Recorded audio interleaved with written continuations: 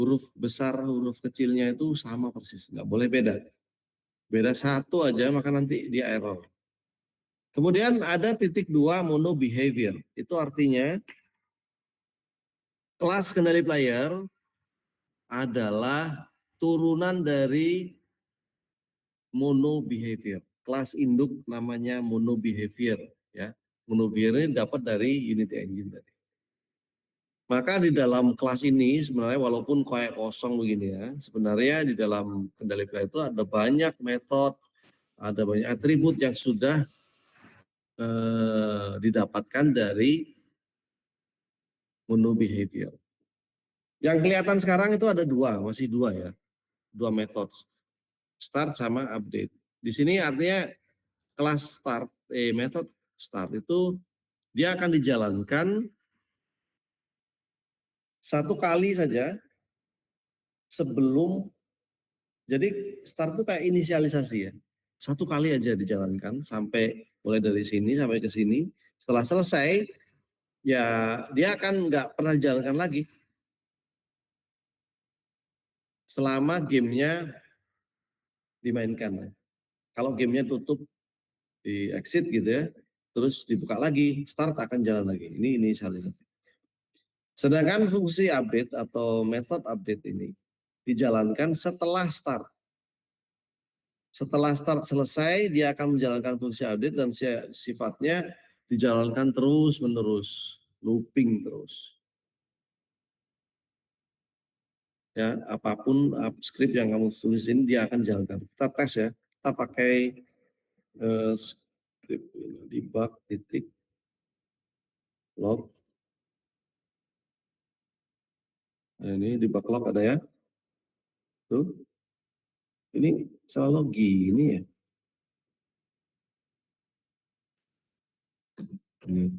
Nah, debug log kita isi inisialisasi. Nah, terus yang di bawah kita isi dengan konten running. Kita save. Setiap kali kita nge-save, lalu ingin mencoba skripnya ini jalan nggak ya? Kita langsung aja. Ini. Unity-mu itu akan selalu kompilasi, recompile script-script yang mengalami perubahan dan sudah di-save. Kalau nggak di-save ya dia nggak akan compiling kayak gini. Kamu cek di konsol, ada error nggak? Oh ini nggak apa-apa ini. Kita clear dulu ya. Selama nggak ada notifikasi error warna merah nanti, berarti scriptnya bisa dijalankan dan kita bisa preview. Kita coba kita jalankan sini. Kita jalankan, buka konsolnya di bawah sini untuk melihat inisialisasinya seperti apa. Sebentar aja. Nah itu ya, kelihatan ya. Inisialisasi dijalankan satu kali. Setelah itu running terus tuh sampai infinite. Jadi method update itu fungsinya seperti while loop forever while, terus menerus. Nah ini basicnya. Terus kita ikuti ya, kita ikuti yang di sini. Setelah nambahkan script itu, nambahkan script ke dalam sini, tujuan kita kan pengen mengendalikan mobil ini ya, ingin mengendalikan mobil. Nah, di dalam script itu, Unity Engine itu udah nyiapin script-script yang bisa kita gunakan dengan mudah banget. Ini contohnya, di sini ya, ini ada scriptnya.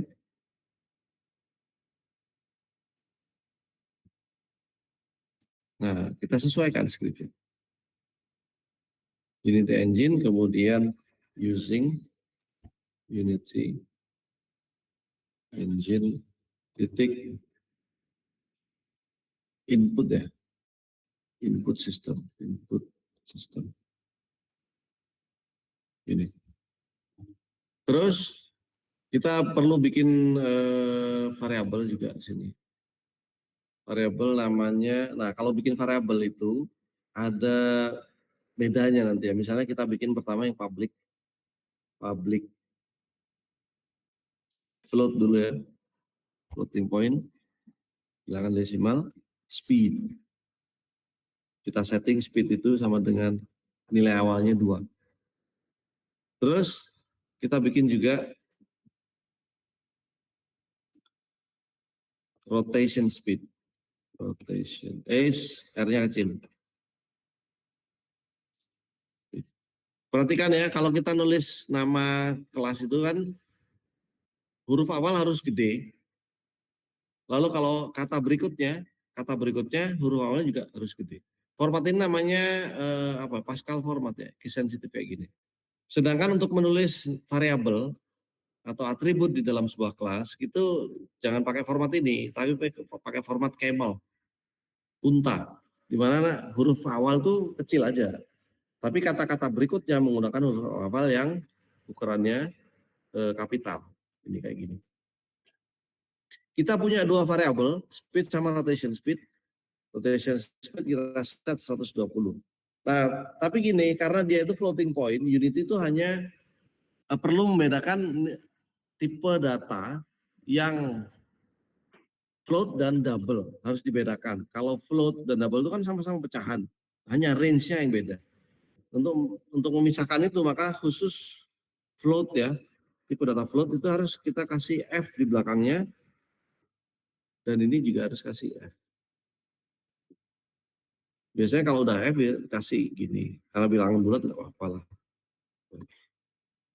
Public, float, speed, dan rotation speed. Kita save, lalu kita balik sini. Yang terjadi adalah di inspektormu, inspektor untuk player ini ya, nanti akan muncul itu di dalam script kendali player itu ada 2 variabel yang bisa kita otak-atik, bisa dilihat dan bisa diubah-ubah nilainya. Ada speed dan rotation speed.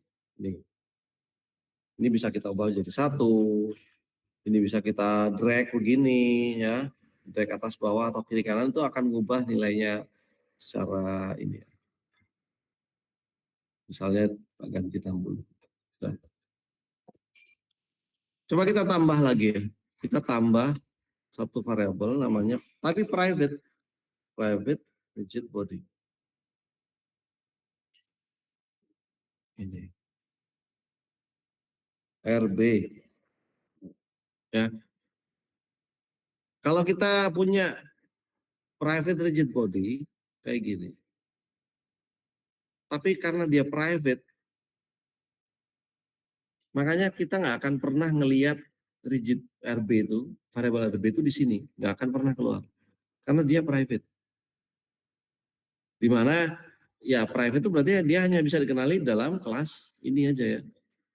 Nggak akan pernah bisa diakses keluar, dan Unity ini adalah di luar dari skripnya. Oke ya, nah kita bikin private rigid body RB ini adalah variabel untuk mengendalikan. Jadi gini loh, konsepnya di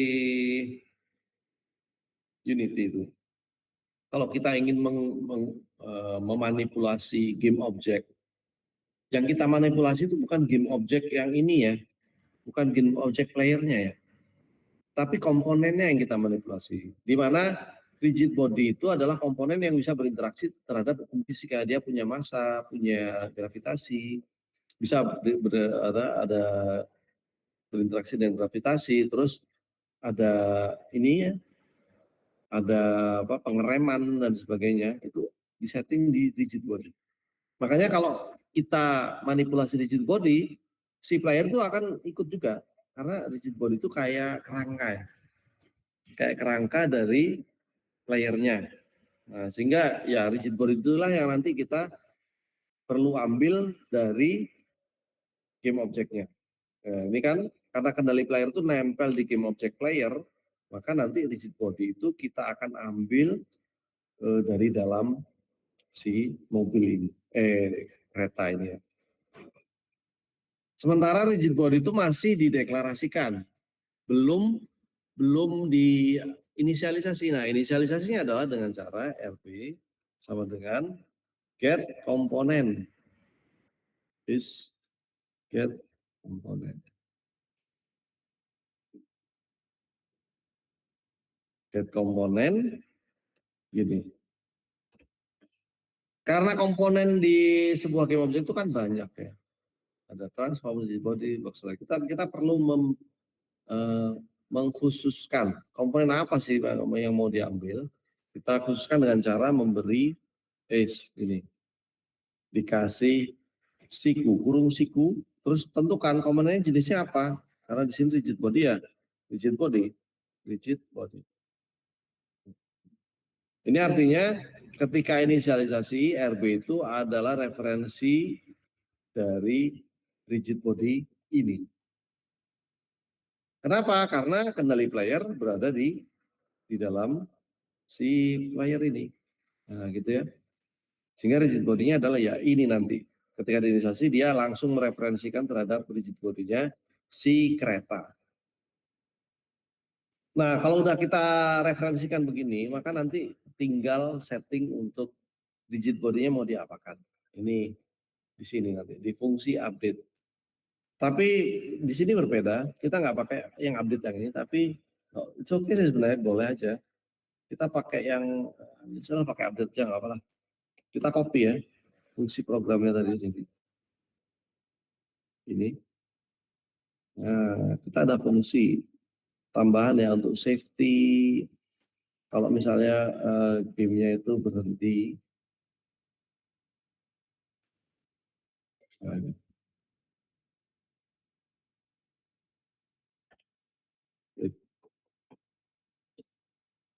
kita copy, terus taruh sini.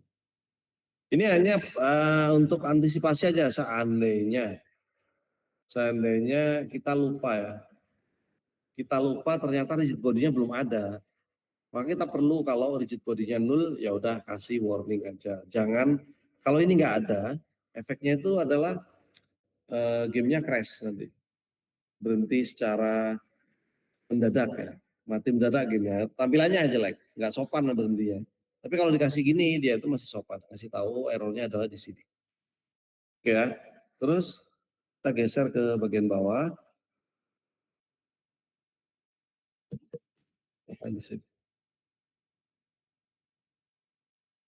Di bagian bawah itu ada ini. Ada script seperti ini. Nah, script yang banyak ini ya. Kalau ada dua jenis metode yang bisa kita gunakan ya di dalam Unity itu. Yang tadi adalah update. Ini. Satunya lagi adalah fixed update. Beda. Kalau update ini dia itu dijalankan apa adanya, ya, tapi dipengaruhi oleh kinerja dari perangkat kerasnya dan semuanya ya. Kalau perangkat kerasnya terus sistem operasinya itu agak nge-lag ya, update ini juga akan terpengaruh. Tapi dia tetap looping terus. Sedangkan yang ini fixed update itu memastikan bahwa script yang dijalankan dalam kurung fungsi atau metode fixed update itu selalu dengan jeda yang sama terus. Ini bisa diterapkan kalau misalnya kamu bikin timer dalam game atau dalam game kamu itu ada stopwatch-nya. Segala sesuatu yang pewaktuannya itu harus konsisten, maka pilihlah ini fixed update. Nah, di sini saya copy ya. Pertama kita siapkan dulu ini sebuah variabel. Nah, nama variabelnya adalah move input ini untuk mendeteksi apa nih? Ada apa? Oh, admit. Oh. Lagi sini. Sini. Move input itu untuk mendeteksi kita itu mau menekan apa sih? Menekan tombol yang mana gitu ya. Terus disimpannya dalam variabel tipenya vektor 2. Vektor 2 itu beda dengan variabel yang kita punya di sini ya. Kalau di sini variabel speed ini nilainya cuma 1, isinya dalamnya itu cuma 1. Kalau vektor 2 itu kayak array 2 dimensi. Atau array 2, nilainya ada 2 dalamnya. Move input ini akan punya dua anggota ya. Array itu isinya 2 move input ini nanti. Dimana nanti move input karena vektor 2 ini artinya menerapkan sistem koordinat 2 dimensi di mana variabel yang pertama dalam move input itu disimpan dalam X, kemudian yang variabel yang kedua disimpan dalam Y. Nah, di sini ada inisialisasi bahwa mode input itu adalah vektor 2 0. Artinya nilai X dan Y-nya di set supaya 0 semuanya.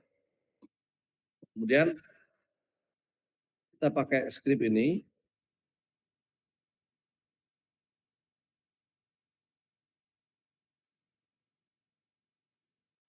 Nah, enaknya di unit itu untuk mendeteksi keyboard, deteksi mouse itu semuanya sudah ada fungsinya. Selama kamu sudah manggil ini.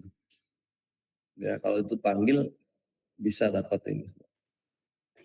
Nah, untuk gerak maju mundur,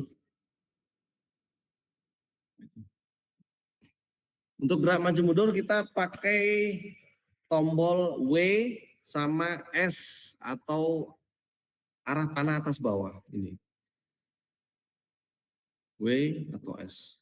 Enak ya, keyboard, current, W key, is press. Jadi ini untuk sampai sini, ini milih tombol apa yang digunakan. Kalau tombolnya W ya W, kalau tombolnya Q ya tinggal gini aja. Q key. Itu nanti tombolnya Q nanti berubah. Ini W Q. Sedangkan yang terakhir, ini adalah event. Tombolnya itu mau di kondisi apa yang mau dideteksi. Ini kondisinya adalah ketika ditekan. Kondisinya ada is press, ada ditekan, is release, ada release itu berarti setelah ditekan, dilepaskan itu namanya release. 2 itu kondisinya. Kalau ini terpenuhi ya, keyboard kalau sedang tekan ini akan bernilai true. Kalau tombol W tekan, dia akan bernilai true. Begitu pula dengan ini. Nah, di sini fungsinya, ya apa sih kok? Ini ya. Kalau tombol W atau up arrow tekan, maka move input yang Y itu kita kasih nilai positif 1. Kenapa Y? Karena ini sebenarnya dikorelasikan dengan sistem koordinat. Kalau W sama S itu kan atas bawah ya. Arah panah juga atas bawah kan. Kita anggap aja karena atas bawah ini representasi dari sebuah aksis 2 dimensi yaitu yang aksisnya Y. Nah itu aja korelasikan dengan itu. Terus W itu kan ke atas, arrow juga ke atas, berarti kalau ke atas berarti positif aja. Nah udah, kasih nilai plus 1. Sedangkan kebalikannya yang S atau ke bawah, tombol arrow ke bawah itu kita kasih minus 1. Ini untuk membedakan kalau kita sedang menekan W atau menekan S. Ya, nah, lalu ini nanti nilai move input Y-nya itu akan kita masukkan dalam formula ya. Sedangkan fungsi yang berikutnya ini,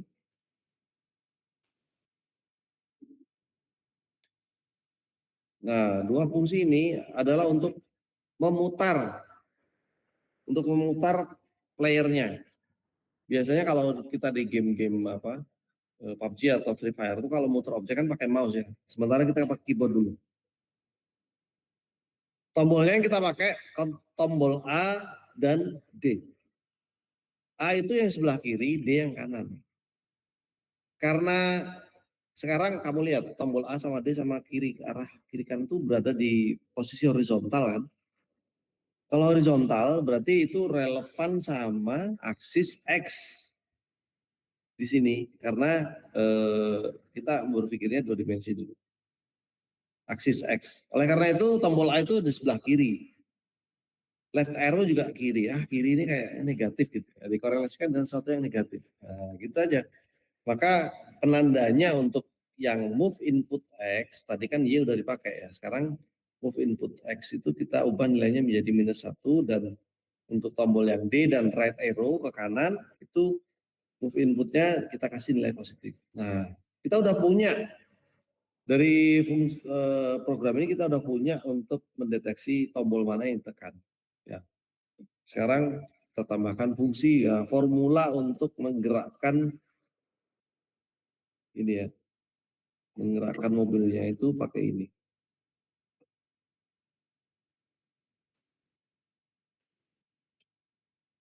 Nah, untuk menggerakkan mobil kita pakai vektor 3 dimensi karena pergerakannya itu berada di dunia 3 dimensi. Game kamu itu kan 3 dimensi ya, sehingga perlu menggunakan vektor 3. Nah, bedanya kalau vektor 2 dimensi tadi isinya ada array pada apa sih namanya, membernya itu X sama Y. Kalau vektor 3 membernya itu ada X, Y, sama Z. Ini kayak array ya, array. Di movement ini, inilah yang akan kita formulasikan di mana rumusnya adalah menggunakan transform forward. Transform forward itu artinya gini, transform itu diambil dari ini, transform ini. Kemudian forward itu adalah posisi maju dari keretanya. Secara default, setiap game objek itu maju pada X positif, majunya.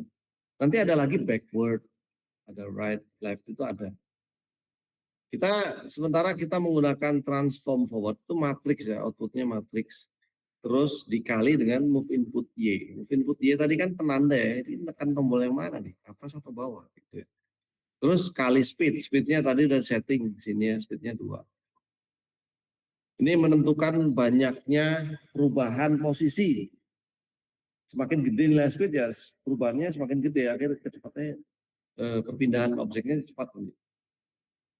Lalu dikali time fix delta time itu supaya pergerakan ini ya, objeknya itu stabil ya. Ini menstabilkan aja ya. Time fix delta time. Mengikuti jeda waktu. Kemudian ini kan masih nilai kuantitatif ya.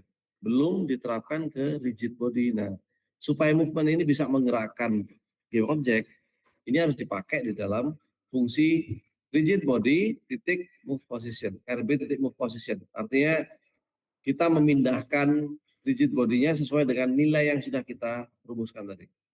Tapi nilai itu harus ditambahkan pada posisi saat ini.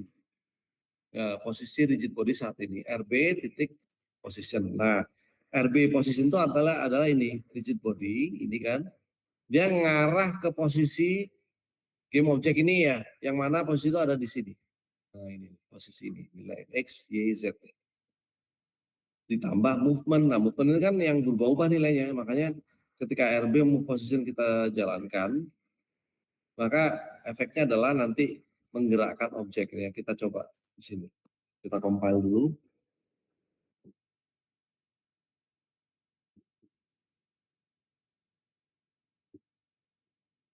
Nah, udah. Terus, udah. Nggak ada error. Nggak ada error. Kita jalankan. Tapi kamera saya nggak ada ini. Tuh, nggak ada kamera kan? Jangan khawatir. Kalau nggak ada kamera itu nggak bisa lihat apa-apa. Kita tenggelamkan aja di sini. Living room, kamera, game object, kita pilih kamera. Udah. Kita cek kameramu di mana.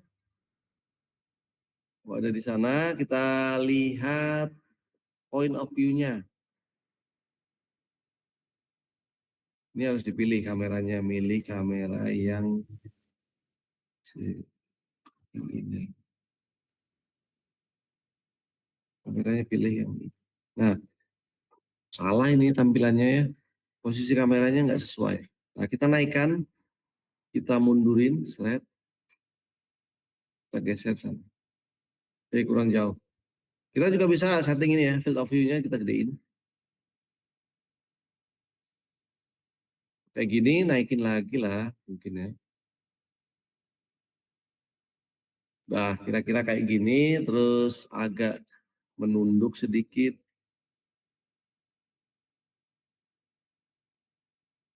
Nah, gini. Maka nanti kalau di play dia akan membuka matanya si kamera tuh supaya kita bisa lihat mobilnya bisa jalan apa enggak. Nih, ini mobil sini nih ya. Terus tekan W. Nah, maju tuh. Set, set. Kita bisa ubah ya kecepatannya si player. Karena player. Kita ubah speednya agak pelan. Minus juga bisa, tapi nanti kebalikan ini. Loh, maju jadi mundur, mundur jadi maju. Kita bikin speednya kayak gini. Nah, pelan. Nah, ini enak nih. Tapi belum bisa belok. Nggak bisa muter masih ya objeknya. Oke. Nah, berikutnya satu fungsi. Udah. Berikutnya kita mau menggerakkan memutar ya untuk muter karakternya. Pakai fungsi turn direction sama ya, mirip dengan ini. Dia ada move input kalau untuk gerakan perpindahan posisi, kalau untuk muter kita perlu turn direction, arahnya kemana, move input X.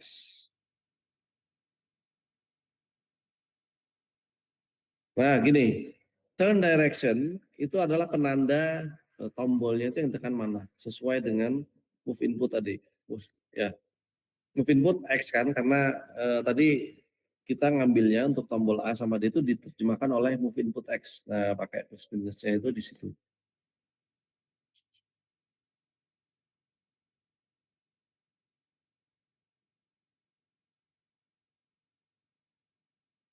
Salah ini. Kita cek ya. Kita cek di sini skripnya. Oh iya, udah. Turn direction berubah-ubah nilainya. Terus ini salah, mestinya Y nih. Y. Atau gini juga nggak apa-apa. Gini ya. Salah itu fungsinya. Kita bikin float turn direction, di mana turn direction itu nilainya awalnya positif sih. Satu begini ya. Kemudian dia itu kalau akan berubah sesuai dengan perubahan dari move inputnya. Kalau kurang dari 0 dia langsung minus, tapi kalau tidak dia tetap satu, ya, positif itu. Lalu ada rumus turn untuk menghitung putarannya seberapa derajat sih. Nah, itu dikali, rumusnya mirip dengan tadi. Turn direction itu untuk pengali positif negatifnya, rotation speed untuk kecepatan muternya, sama ini untuk menstabilkan perputarannya, perubahan nilainya. Nah, beda sama movement. Kalau movement pakai vektor 3, kalau rotasi, turn rotation itu pakai quaternion. Movement itu cuma 3. Quaternion itu ada 4 nilainya. Ada 4 ya. 4 itu bukan vektor 4. Quaternion. Jadi 4 nilai itu X, Y, Z sama besarnya putaran. Nah, ini bisa kita dapatkan dengan menggunakan rumus turn tadi kita masukkan ke dalam quaternion Euler. Nilai parameternya adalah putaran di X, putaran di Y, putaran di Z. Karena di sini pakai di sumbu Y, berarti dia itu kalau kita lihat di sini, sumbu Y berarti ini ke atas kan. Jadi dia itu seolah-olah seperti punya poros yang tegak ke atas, sehingga si mobil ini bisa belok sesuai porosnya itu. Ya kalian bayangkan kalau kita angkat tangan ke atas itu sumbu Y, terus kamu menggantung dengan tanganmu, lalu muter berdasarkan tanganmu itu gantung di mana, itu sama dengan kita berputar dalam sumbu Y. Seperti yang kita demonstrasikan di sini. Artinya perputaran nilai dari turn rotation itu berada di sumbu Y. Ya, karena untuk muter ya. Kalau muter yang sumbu lain nanti jadinya koprol nanti. Aneh ya muter. Kita set yang betul dulu. Untuk melakukan rotasi kita terapkan RB, move rotation. Dan rumusnya mirip juga. Rotasi sekarang dikalikan, nah kalau rotasi itu harus dikalikan bukan ditambahkan ya, harus dikalikan dengan turn rotation. Ini matriks kali matriks ini. Akhirnya kalau kita jalankan sini,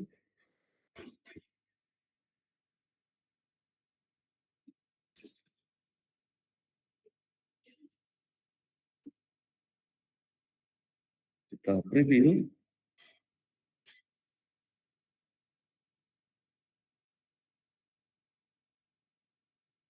Aduh agak jauh ya, saya zoom. Nah muter terus nih, muter terus ini. Tuh. Karena skripnya tadi saya menggunakan skrip yang ini. Dan directionnya sudah ditentukan oleh penekanan tombol. Harusnya move, input, input titik Y. Gitu. Karena udah dikasih nilai berarti muternya terus menerus. Kalau ini sekarang enggak. Mengikuti tombol yang ditekan. Ada tombol yang tekan enggak? Yang nangkap itu kan move input kan. Oke kita play. Nah karena nggak ada penekanan tombol dia nggak akan aktif itu si rotasinya. Maju dulu, maju ke tengah, muter tuh. Set, nah, set. Nah, aneh ya karena ini tadi pakai move input Y. So direction harus kita pakai input X supaya ngikutin posisinya di mana dia. Kita ulang lagi.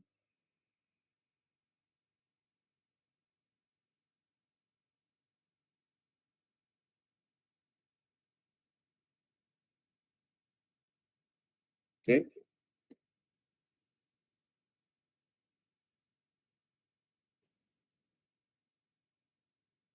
Udah. Nah, ini sekarang kita majukan dulu, kita pindah dulu. Set ke depan, dah. Terus kita putar. Set. Nah, ini kalau saya tekan D, dia muter. Tekan A, dia muternya ke sana. Nah, game kita 3D, tapi apa tampilan di kameranya itu nggak nyaman ya. Coba kita tabrakkan ke objek-objek dulu.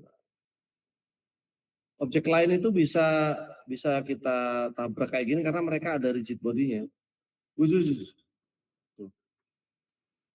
Saya coba ubah ya nilainya. Di sini tadi turnnya saya pindah ke sini. Sini aja dah. Nah, saya taruh turnnya itu di sumbu X, beda sekarang. Tadi di sumbu Y bener muter ya. Sekarang kalau di sumbu X apa yang terjadi? Muternya itu akan beda. Kita play.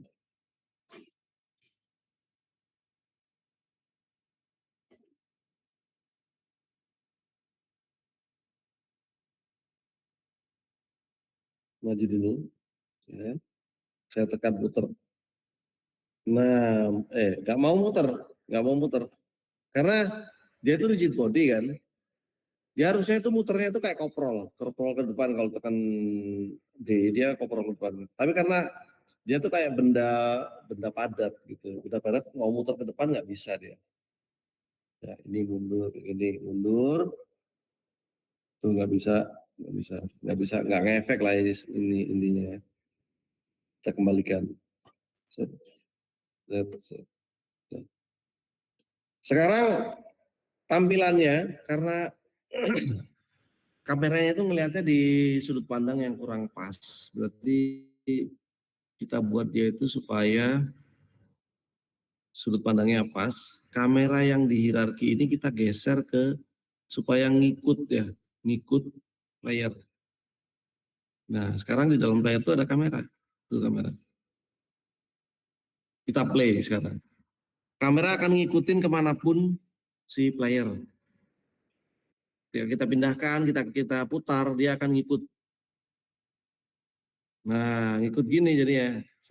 Kalau kita muter dia ngikut juga muter. Pusing kan? Kita ubah sekarang. supaya posisi kameranya pas, berarti kita harus sesuaikan ini. Posisi kameranya itu harus, nah, di sini kita perlu preview ya. Preview kamera ke sana. Oke, kira-kira sini. Terus geser sampai kira-kira berada di atasnya mobil. Terus turunkan. Turunkan posisinya. Straight. Nah, ini rotasinya salah, kita putar dulu. Ngadep ke sana. Posisinya udah bener belum? Misal.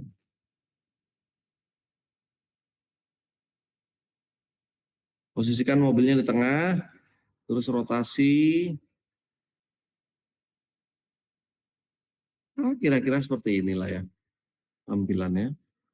Ya. Ups. Nah, kalau udah kayak gini tampilannya sekarang asik kalau kita play. Kameranya ngikut kemanapun si playernya jalan. Nah, enak sekarang navigasinya. Maju, maju, nabrak sono, sabrak sana. Tuh. Wah, ada jatuh dia. Nah, gitu apa caranya menata supaya si kamera itu ngikut ini. Jadi nggak ada script khusus sebenarnya supaya kamera itu follow player, tidak ada.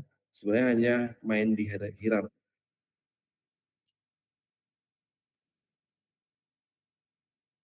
Siapa nih? Baru masuk siapa ini? Oh, Hussein. Dina aja. Udah mau selesai soalnya.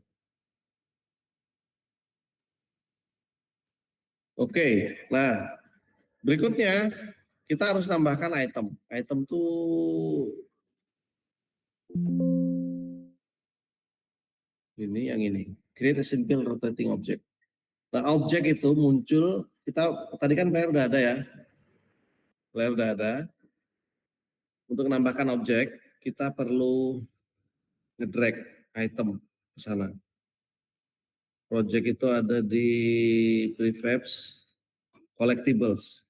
Nah, ada di dalam sini. Silakan pilih objek apapun yang kalian ingin tampilkan, ya, munculkan aja di situ.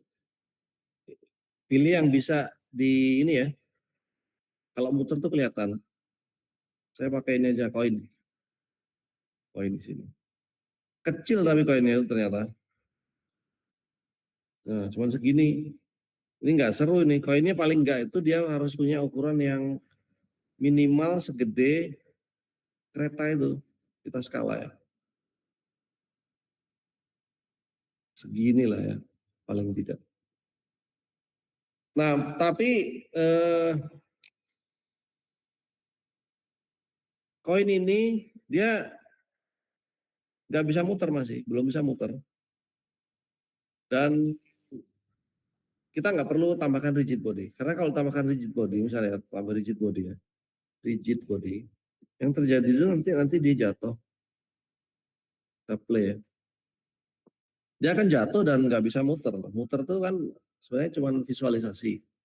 Kita nggak perlu dia itu berinteraksi dengan ini. Tuh jatuh kan. Yang kita butuhkan dia itu malah melayang. Melayang dari sini ke sana ya. Terus nggak perlu rigid body biar nggak jatuh. Remove component. Nah untuk muter itu kamu harus bikin script dulu. Scriptnya udah saya siapin ya di sini. Scriptnya itu ada namanya item script. Nah item script itu kayak gini.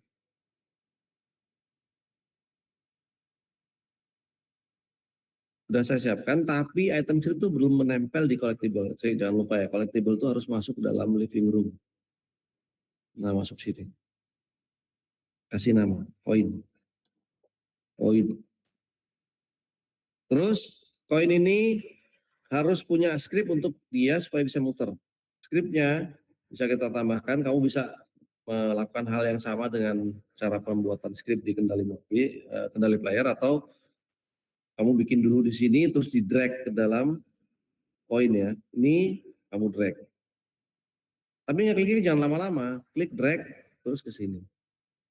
Gitu. Nah, nanti dia akan nambahkan fungsinya. Nah, sementara ini basicnya kalau kita buka scriptnya, item script ya. Untuk memutar objek itu dia hanya butuh ini aja sebenarnya. Transform rotate, lalu 3 parameter itu rotasi sumbu X, sumbu Y, dan sumbu Z. Dan yang berubah adalah nilai sumbu Y. Sumbu Y itu kita bikin public float rotation speed, oleh karena itu bisa diubah-ubah di sini. Nih, rotation speed 0. Yang lainnya kamu abaikan dulu nggak apa-apa. Kita coba ya, kita jalankan. Pertama, karena rotation speed-nya itu 0, tentunya si ini nggak akan muter, tuh, nggak akan muter. Ini perlu kita tambahkan nilainya, tuh. Kalau kita kasih nilai positif, dia akan muternya searah jarum jam. Kalau nilai negatif, nah dia berlawanan arah jarum jam. Kayak tawaf. Muternya. Kita positif. Tambah terus, makin cepat nanti. Begitu ya. Kita pakai yang positif. Wish. Oke. Udah muter kan? Sekarang kita coba tabrak ya. Tabrak. Pertama 0 dulu lah, 0 dulu. Diam ya. Kita tabrak. Mobil. Top. Nggak bisa tembus. Ya. Nggak bisa deh. Nggak bisa. Apalagi kalau diputer. Kasih putaran. Yang banyak putarannya. Mental nanti. Tong. Nah, mental tuh. Aduh. Tueng. Mental. Tuh. Nggak bisa tembus. Nah, supaya kita bisa tembus, ini kita kasih nilai 0,5 aja. Si koin ini karena dia punya box slider kan untuk tumbukan. Ini pasti bisa ditumbuk oleh rigid body. Supaya objek ini tuh nggak berlaku ininya, collisionnya, tumbukannya nggak menghalangi player untuk nembus dia. Itu kita kasih centang di sini sebenarnya. Is trigger ya. Kita matikan dulu ini. Nah, is trigger kita ini. Bukan ini yang dihilangkan.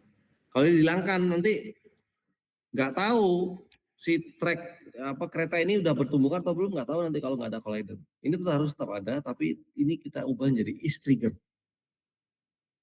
Nah, kalau udah ada collider gini lalu is trigger artinya kita boleh nembus, bisa nembus itu, bisa nembus si itemnya nanti. Ini mirip dengan kalau kita mau bikin gawang gitu loh. Gawang itu kan kayak ada lubang. Bagaimana mendeteksi bola ini menembus lubang itu? Ya, kita bikinkan objek di sana untuk sebagai triggernya. Ini. Tuh tembus kan? Tuh tembus. Ya, jadi keretanya kecepatan. Terlalu cepat. Tuh tembus. Ya, udah tembus. Nah, ketika kereta ini tuh menabrak koin, di dalam sistem unitnya udah ada sinyalnya. Ya, ini udah is trigger kan ya. Udah ada sinyalnya sebenarnya. Nah, sorry. Iseng. Sudah ada sinyal yang dikirimkan bahwa keretanya nabrak item. Nah, kita harus tangkap itu.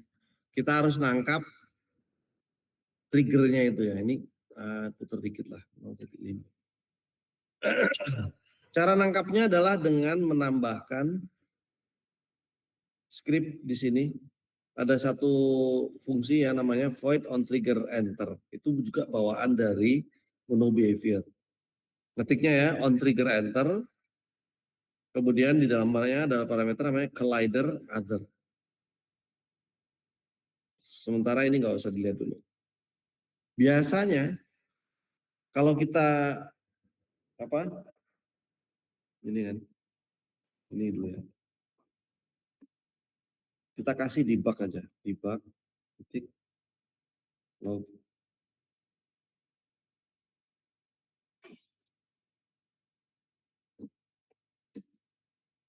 Kita kasih.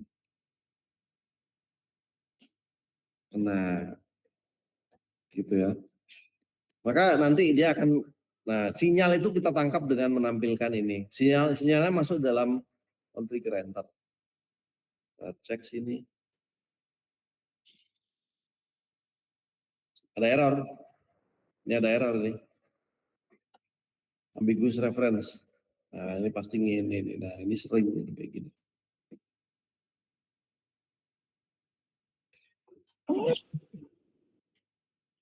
Kita play lagi.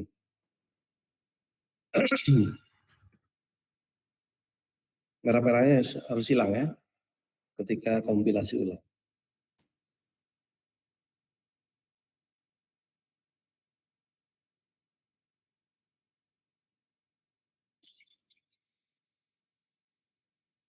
Oke, nggak apa-apa. Kita jalankan.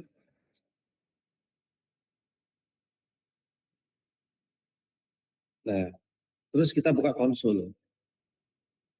Konsolnya buka dulu. Inisialisasi udah. Ini kan nanti maju. Nah, kena tuh. Kalau kena lagi, nah keluar lagi di bawah. Udah.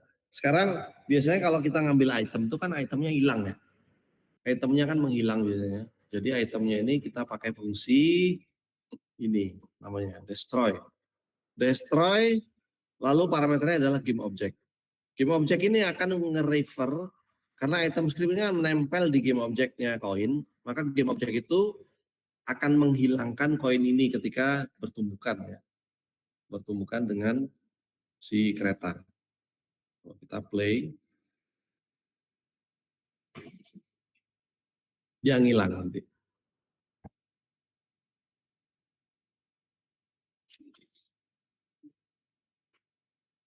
Maju, nah, set, nah udah hilang, udah nggak ada lagi. Udah. Tapi kan game yang kayak gini sunyi ya, senyap gitu, ngambil item tapi nggak ada apa-apa. Minimal karena game itu membutuhkan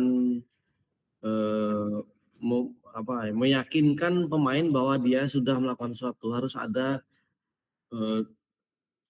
clue ya, harus ada penanda ya, baik itu dari suara ataupun dari visual. Sekarang kalau dari visual paling gampang tuh dengan cara kamu hubungkan ya, kalau ini bertumbukan sama koin, sebelum koinnya dihilangkan, munculkan dulu partikel. Nah, partikel itu ada di sini di project. Kita punya VFX ini di dalam prefab ya, dalam prefab. Terus VFX di situ ada banyak pilihan, tapi pilihan yang enggak 3D ya, enggak 2D. Yang ini burst, kalau diklik kita bisa play itu tampilannya gitu burst. Kalau yang float up kayak gini. Nah, splatter gini. Set. Nah, gitu. Coba kita pakai splatter ya. Nah, caranya supaya bisa menghubungkan koin ini dengan VFX tadi, caranya adalah kita harus bikin variabel namanya ini game object VFX ini. Tipe datanya game object dan dia public. Nah, public game object VFX. Dia akan manggil nanti VFX itu referensi ya. Referensi atau pointer terhadap game object apa yang mau kamu munculkan ya. Munculkan ketika terjadi collision. Nah, VFX ini kita panggil dulu, kita deklarasikan, kemudian caranya menghubungkan VFX ke dalam script ini adalah dengan cara ini, kita klik aja nanti di sini ya. Oke, tunggu compile. Nah, ini kita klik di sini aja. Klik. Nah, tapi ketika kita klik, waduh banyak banget game objeknya. Agak susah ya. Selama kamu bisa mengidentifikasi VFX ada di mana, ya udah, kamu tinggal drag aja nih. Splatter, drag ke sana. Slot, drag. Tapi ini masih belum berfungsi karena dia hanya dideklarasikan dan inisialisasi. Inisialisasinya secara interaktif di Unity ya. Beda dengan inisialisasi di sini. Lalu untuk memunculkan itu tadi, VFX-nya supaya play, kita pakai fungsi ini. Karena game object itu kan tidak berada di dalam scene ya. VFX ini tidak berada di dalam scene, tapi dia direferensikan oleh koin di sini. Maka caranya dia supaya VFX ini muncul, spawn atau disummon di dalam apa koin ini ketika bertumbukan, maka kita pakai fungsi namanya instantiate namanya. Instantiate itu kalau di OP itu kayak sama dengan new. New kemudian nama kelas, itu instantiate. Lalu panggil ya, parameternya itu adalah VFX-nya mana. Nah ini kan VFX. Terus dua parameter berikutnya, ya transform ini artinya posisikan VFX itu pada posisi game object ini dan rotasinya adalah sama dengan rotasi game object itu. Dengan instantiate ini maka nanti game si partikelnya itu akan muncul ketika tumbukan terjadi. Karena kan dia berada di dalam fungsi on trigger enter ya ini. Nah, di sini. Kita coba. Set. Jalan nanti.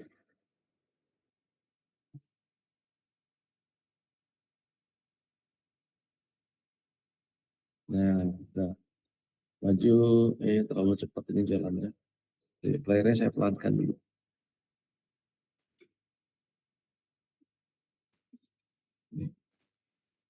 Maju.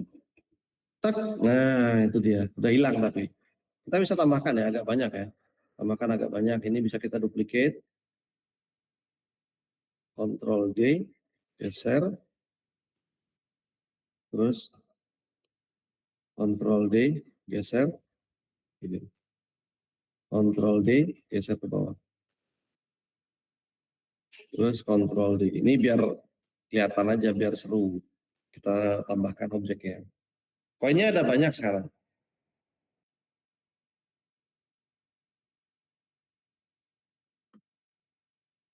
Nah, sini kita coba.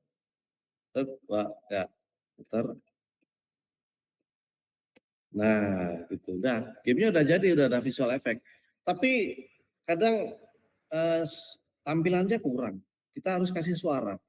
Nah, cara menambahkan suara adalah dengan kita harus bikin nambah variabel lagi namanya ya. Variabelnya ada di koin juga. Di koin itu kita buatkan sebuah variabel namanya audio clip. Audio itu ya suara. Terus kita beri nama sound effect. Ini juga perlu kita referensikan nanti karena sound effect itu taruh di luar dari scene-nya, ada di project dia sound-sound itu.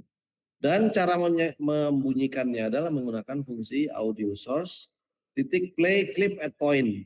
Parameternya adalah sound effect yang tadi ini dan posisinya ada di mana. Nah, posisinya menyesuaikan posisi dari koin itu ya. Di situ posisinya dia akan bunyi di sana. Kita save, kita perlu penyesuaian di sini.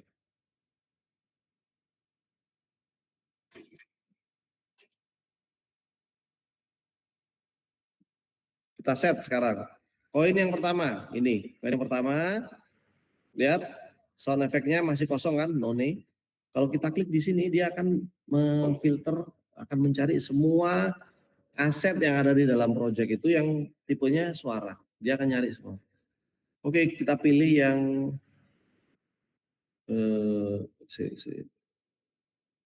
ini aja, blip ya. Udah gitu aja, langsung dia ke sana. Tapi koin yang lain nggak ada suaranya. Ini nggak ada suaranya, nggak ada suaranya, nggak ada suaranya. Kita cek ya, ini ada suaranya, ini nggak ada, yang ini kasih suara. Ini suara lain. Suaranya beda, misalnya apa? Burung ya. Nah, oke, beda suaranya. Oke, kita tes.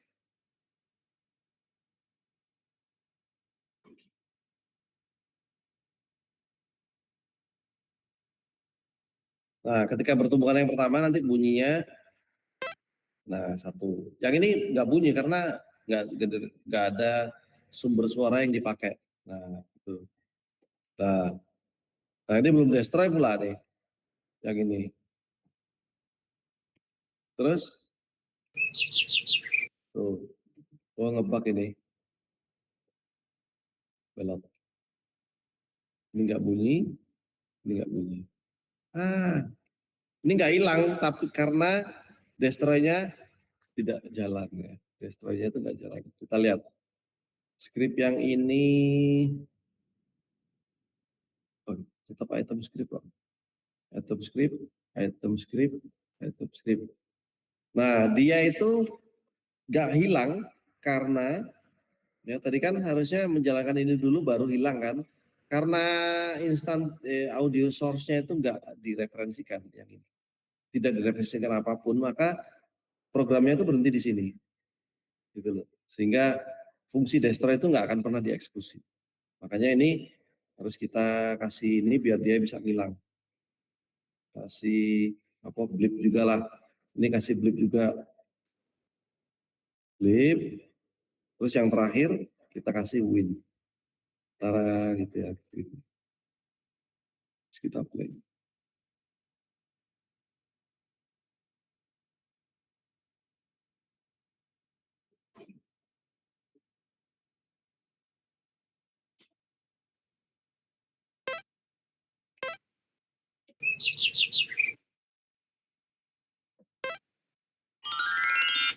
Nah, itu caranya. Oke ya, sampai sini hari ini kalian nonton aja, nonton saya. Supaya dapat pengetahuan ya tentang bagaimana apa sih yang harus di-setup. Nah gini, untuk minggu depan saya kasih PR untuk masing-masing orang. Masing-masing orang. Jadi PR-nya ini kamu mendemonstrasikan apa yang saya lakukan ini. Ya, terus misinya adalah kamu siapkan 30 item. 20 item ya. 20 item. 20 item. Di mana nanti kamu tata itemnya itu menjadi 2 digit terakhir NIM kamu. Misalnya digit terakhir NIM kamu itu 67 ya, 67. Kayak NIM itu. Maka 10 yang pertama itu akan jadi angka 3 susunannya. Kemudian 10 berikutnya akan menjadi, tadi kan 67 ya. 10 yang pertama akan jadi digit 6, menampilkan tampilan 6. Kemudian 10 berikutnya akan jadi tampilan angka 7, disusun menjadi angka 7. Itu yang pertama.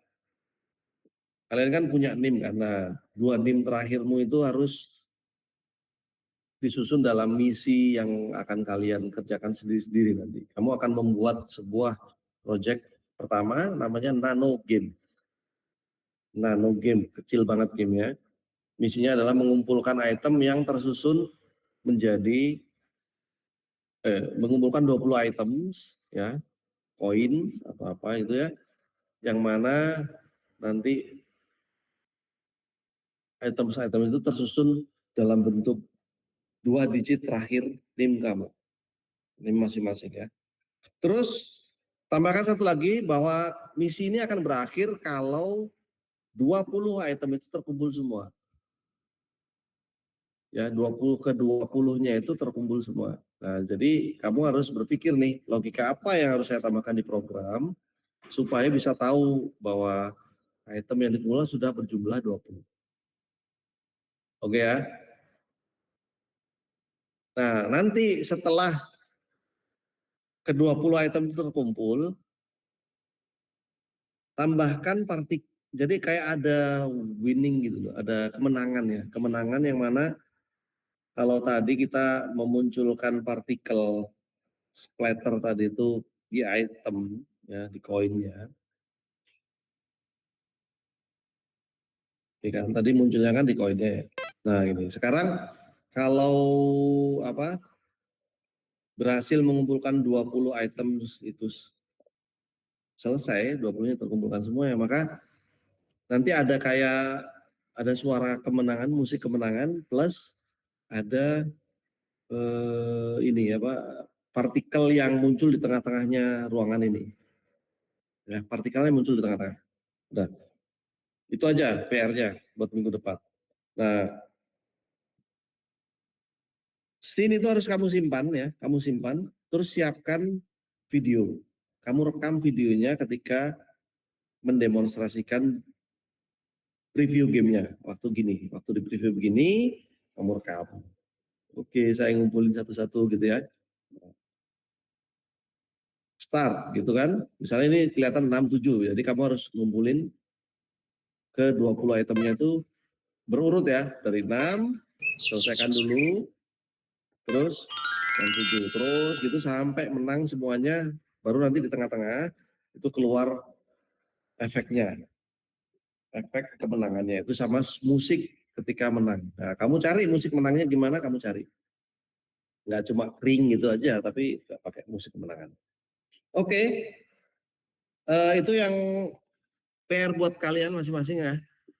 Bikin videonya disimpan di Google Drive masing-masing. Nanti kita akan mengumpulkan itu ya. Akan ada pengumpulan tugas nano game-nya. Oke ya, ada pertanyaan?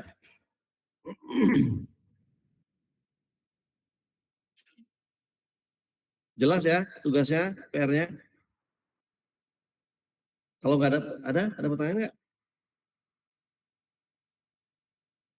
Oke, kalau nggak ada, saya stop sharingnya. Terus terima kasih atas perhatiannya. Ini yang hadir berapa orang? Partisipan. Info. Oh, 38. 37 yang hadir. Oke. Bisa hampir semuanya bisa hadir. Terima kasih atas perhatiannya. Kalau misalnya, kenapa Alif ya? Silakan.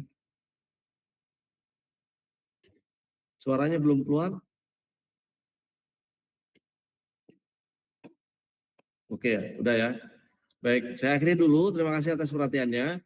Jangan lupa PR-nya itu ya, minggu depan kita akan kumpulkan PR-nya itu dalam bentuk video yang di Google Drive-mu ya. Nanti itu akan jadi nilai tugas pertama. Oke ya. Saya akhiri dulu. Terima kasih atas perhatiannya dan partisipasinya. Kita ketemu lagi. Minggu depan tuh pertemuan terakhir sebelum libur panjang ya. Terus UTS tuh ada di sini di tanggal 1 nanti kamu.